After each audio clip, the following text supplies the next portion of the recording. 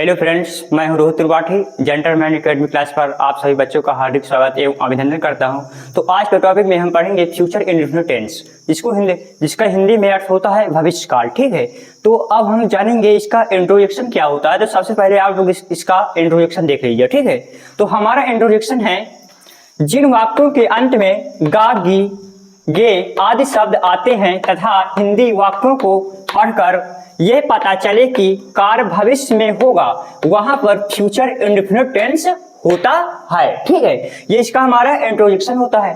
तो इंट्रोडक्शन आप लोगों को पता ही हो गया। ठीक है, तो इसकी हेल्पिंग वर्ब क्या होती है, जिसे इंग्लिश में बोलते हैं सहायक क्रिया। ठीक है, तो विल साइड होती है। ठीक है, अब हमारा रूल नंबर पहला क्या क्या कहता है, अगर हमारा कर्ता आई बी के साथ जो हेल्पिंग वर्ब होती है तो उसमें हम साइड लगाते हैं। ठीक है, और रूल नंबर दूसरा क्या कहता है कि जैसे हमारा ही, सी, इट या किसी का नाम आ जाए तो वहां पर सहायक क्रिया विल का प्रयोग करते हैं। ठीक है, ये जो हमारा नेम था, ये हमारा पुराना नेम था कि हम कर्ता आई बी के साथ सहायक क्रिया सेल का प्रयोग करते हैं, लेकिन अब इंग्लिश ग्रामर में ये नेम हमारा चेंज हो गया। ठीक है, अब ये नेम चेंज हो गया है। अब हो गया कि मतलब कि चाहे कर्ता आई आ जाए चाहे बी आ जाए, मतलब कि हम यहाँ पर भी विल का यूज कर सकते हैं। ठीक है, ये हालांकि ये भी नेम हमारा सही है, लेकिन मैंने जो आपको बताया ये भी नेम सही है हमारा। ठीक है, अब हम सिंपल सेंटेंस कैसे बनाएंगे फ्यूचर इंडेफिनिट का। ठीक है, तो हमारी हेडिंग है अफर्मेटिव ऑफ टेंस, जिसे हिंदी में बोलते हैं साधारण वाक्य बनाने का नियम। ठीक है, तो इसका आप लोग फार्मूला, जिसे मेथड कह सकते हैं या फार्मूला। ठीक है, तो हमारा फार्मूला क्या है, सबसे पहले होता है हमारा सब्जेक्ट। ठीक है, क्या होता है, सब्जेक्ट होता है, प्लस हमारी हेल्पिंग वर्ब होती है। हेल्पिंग वर्ब इसकी क्या होती है, विल साइड। ठीक है, प्लस हमारी वर्ब की first form plus object plus other word. ठीक है, ये हमारे इसका मेथड होता है। ठीक है, आप इसे हिंदी में देख लीजिए, क्या बोलते हैं, सब्जेक्ट को बोलते हैं कर्ता, हेल्पिंग वर्ब को बोलते हैं सहायक क्रिया। ठीक है, वर्ब को बोलते हैं मुख्य क्रिया की पहली अवस्था। ठीक है, प्लस इसे बोलते हैं कर्म, प्लस इसे बोलते हैं अन्य शब्द। ठीक है, इसे हिंदी में बोलते हैं इसे। ठीक है, अब हम जानेंगे एग्जाम्पल के माध्यम से समझेंगे। ठीक है, तो फ्रेंड्स इसका एग्जांपल है हमारा, एग्जांपल नंबर पहला। तो देखिए, जैसे मैं बोल दूं भाई हवाई जहाज से अमेरिका जाएगी, आप लोग कुछ भी बोल सकते हैं, मतलब कि इसी टेंस में बोल सकते हैं एग्जांपल। तो अब इसको हम बनाएंगे, तो देखिए बन जाएगा शी विल, इसमें हमारी वर्ब क्या है, जाना, तो गो टू अमेरिका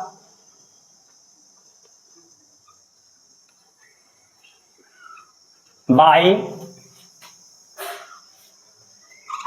एरोप्लेन।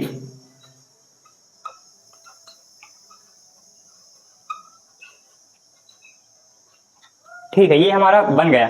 इसमें हमने क्या किया, हमने अपना सबसे पहले सब्जेक्ट लिखा और इसके बाद हमने हेल्पिंग वर्ब लगाई विल। ठीक है, प्लस हमने अपनी मेन वर्ब देखी, अपनी मेन वर्ब लिखा, फिर इसके बाद हमने क्या लिखा, इसके बाद हमने ऑब्जेक्ट अपने लिखा, प्लस अदर वर्ड लिखा। ठीक है, तो अब बात आई होगी आपके मन में कि सर ये बाय क्यों लग गया। ठीक है, तो बाय इसलिए लग गया कि वो एग्जांपल हमारा वो हवाई जहाज से अमेरिका जाएगा। ठीक है, तो हवाई जहाज से अमेरिका जाएगी तो इसमें क्या लगेगा, बाय लगेगा। अगर ये एक स्थान से दूसरे स्थान की बात की जा रही होती तो उसमें फ्रॉम लगता। ठीक है, ये इसका कॉन्सेप्ट है। ठीक है, अब हम एग्जाम्पल नंबर दूसरा देखेंगे। जो एग्जाम्पल है, माता जी खाना खाएंगी, तो सबसे पहले हम लिखेंगे अपना सब्जेक्ट द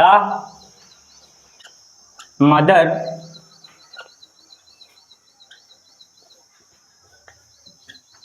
इसके बाद हमें लगाना है इसमें हेल्पिंग वर्ब, तो विल।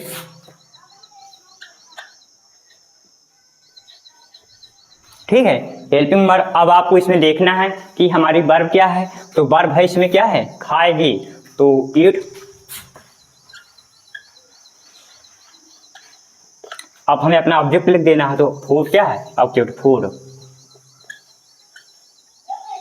ये सेंटेंस हमारा बन गया। ठीक है, अब मैं इसका एग्जांपल नंबर तीसरा लेता हूं। तो हमारा नेक्स्ट एग्जांपल है कि हम पार्क में टहलने जाएंगे। ठीक है, तो अब हम इसको बनाएंगे, तो वी शायद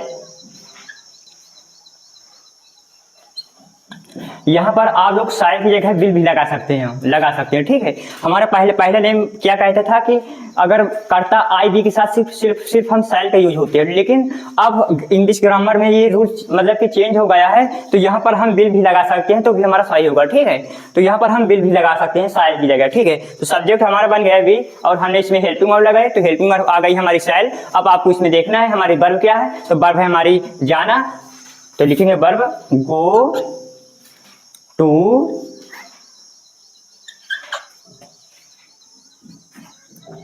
वॉल,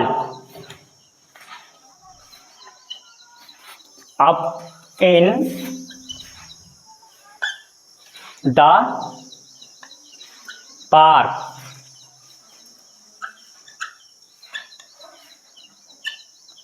तो ये एग्जाम्पल भी हमारा बन गया, ठीक है।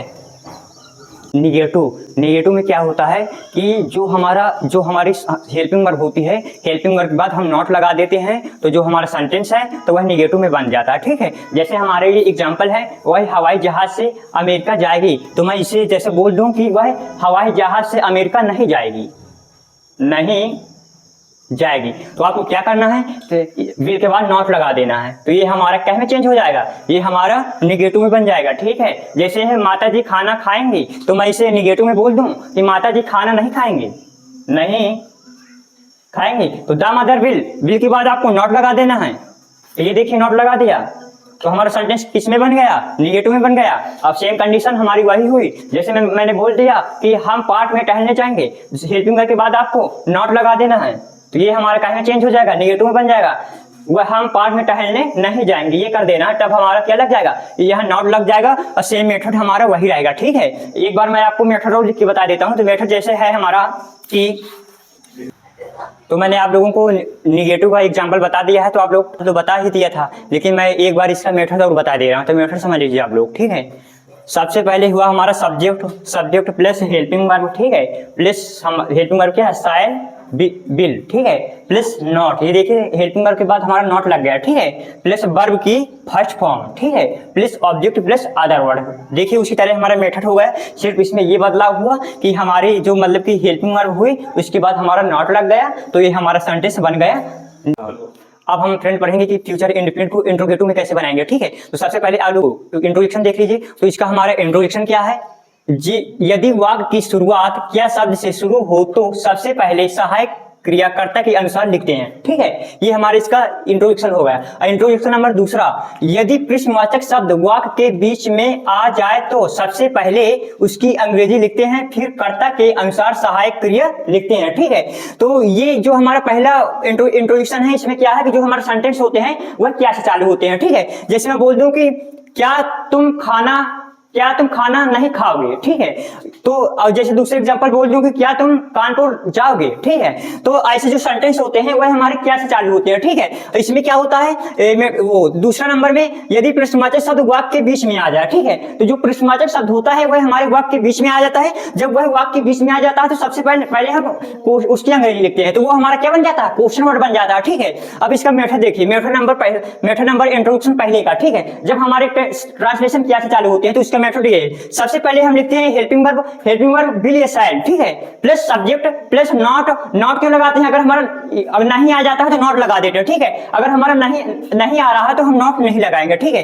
प्लस वर्ब की फर्स्ट फॉर्म, ठीक है, प्लस ऑब्जेक्ट हमारा आ गया, plus other word plus question mark, ठीक है। ये हमारा मेथड हो गया। इसको हिंदी में बोलेंगे सहायक क्रिया प्लस कर्ता प्लस नॉट प्लस क्रिया की पहली अवस्था प्लस कर्म प्लस अन्य शब्द प्लस क्वेश्चन मार्क, ठीक है। इसे हम हिंदी में बोलेंगे। अब हम इसका इंट्रोडक्शन जो दूसरा है हमारा, उसका मेथड देख लीजिए। तो जब हमारा प्रश्नवाचक शब्द वाक्य के बीच में आ जाता है तो तब हम कैसे सेंटेंस को सेट करते हैं, ठीक है। तो इसका मेथड है हमारा, सबसे पहले होता है हमारा क्वेश्चन वर्ड आ जाता है, प्लस हेल्पिंग वर्ब विल या shall plus subject plus verb की first form plus object plus other word plus question mark, ठीक है। हिंदी में आप लोगों को मैंने बता ही दिया क्या होता है, तो एक बार और देख लीजिए।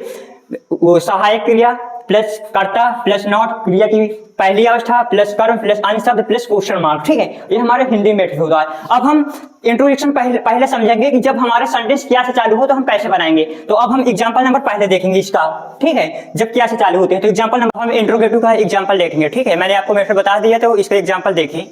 एग्जाम्पल है हमारा, जैसे मैं बोल दूं क्या श्याम कल स्कूल जाएगा, ठीक है, मैंने यही एग्जांपल लिया, लेकिन आप लोगों को जो बोल रहा हो तो वो एग्जांपल ले लीजिएगा, लेकिन लीजिएगा इंट्रोगेटिव का ही, ठीक है। तो यहाँ पर हेल्पिंग वर्ब आ जाएगी हमारी, तो यहाँ पर क्या बन जाएगा, विल। इसके बाद हमें अपना लिखना है सब्जेक्ट, तो श्याम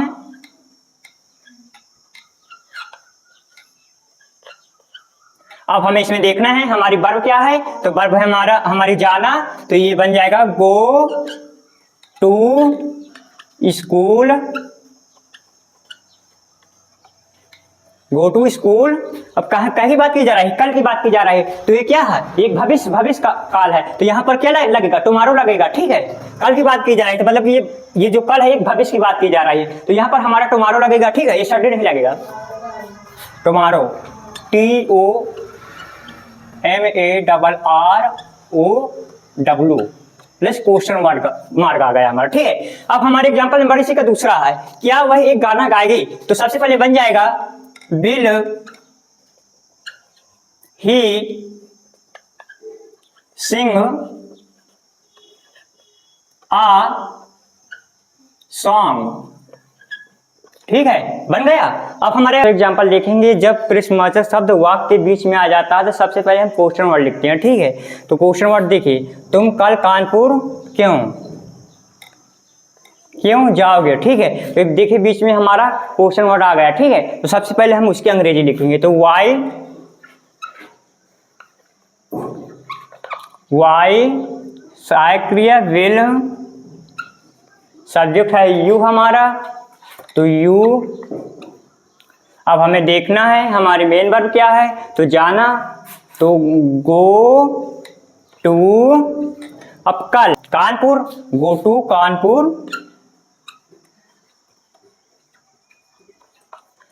प्लस कल, तो यहाँ पर ये सडे ना होगा, टुमारो हो जाएगा, बात है टुमारो क्यों हो जाएगा, क्योंकि एक भविष्य की बात है, ठीक है।